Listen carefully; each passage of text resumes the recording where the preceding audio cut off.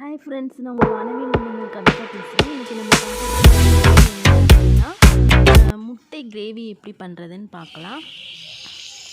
அதுக்கு நான் ஒரு 5 முட்டை எடுத்து நல்லா வேக வச்சுருக்கேன். அடுத்தது வெங்காயம், தக்காளி, பூண்டு, இஞ்சி இதை மட்டும் எடுத்து நல்லா வதக்கிக்கிட்டேன். வெண்ணெய் சோக எண்ணெயில் வதக்கிக்கோங்க. அடுத்தது தேங்காய் ஒரு கைப்பிடி அளவு நான் போட்டிருக்கேன்.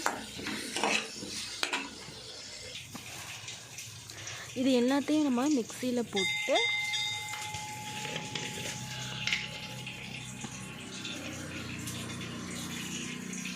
ஒரு ஸ்பூன் மஞ்சள்தூள்,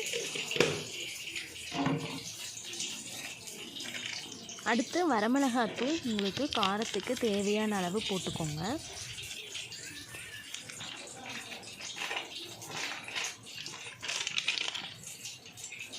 அடுத்தது குழம்பு மிளகாய் தூள் அது கொஞ்சம் ஆட் பண்ணிக்கோங்க.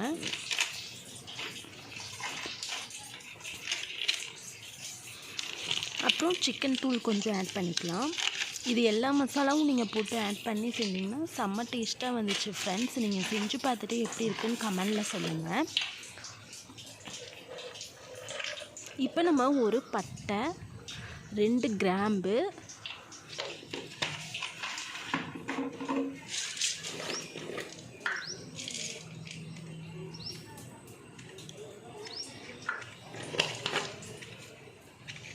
அப்புறம் கொஞ்சம் கசகசா நம்ம ஆட் பண்ணிக்கலாம்.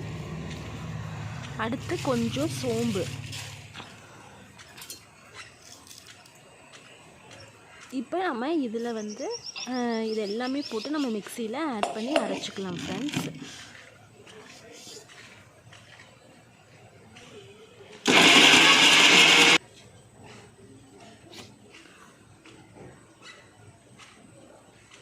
அடுத்தது நம்ம இதை அரைச்சி எடுத்துகிட்டு பேஸ்ட் மாதிரி அரைச்சி எடுத்துக்கலாம். அடுத்தது நம்ம அந்த வதக்கி வச்ச கடாயிலே நம்ம ஒரே ஒரு சின்னதாக வெங்காயம் கட் பண்ணி போட்டுட்டு அதை நல்லா வதக்கிட்டு நம்ம இந்த அரைச்சி வச்ச பேஸ்ட்டையும் அதுலேயே ஊற்றி ஆட் பண்ணி எண்ணெயிலேயே நல்லா வதக்கிக்கலாம்.